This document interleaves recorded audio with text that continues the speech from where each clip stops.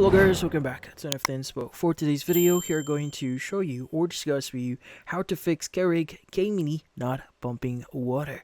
So, if you're having problems with your Keurig K-Mini here and it's not pumping any water for you, well, there are a few things here that you could do. So, first things first is you want to look for your piercing needle for your mini Keurig K-Mini cup here.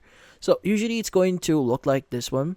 So it's going to be at the very top here, so where you put your cup. So you want to make sure that your needle is pretty clean. So sometimes there might be like debris in there, so just make sure they're clean.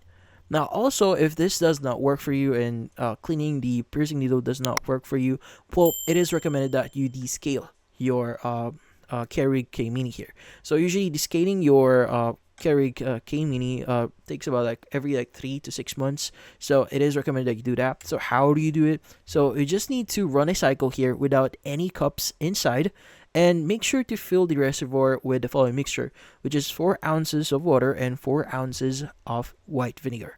Now you want to mix those together, just put it in the reservoir, and again, you just need to run a cycle without any cups inside.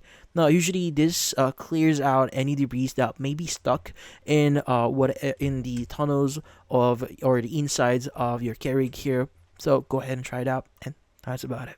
So hopefully this video was able to help you. Like and subscribe to NFT Inspo. Thank you for watching.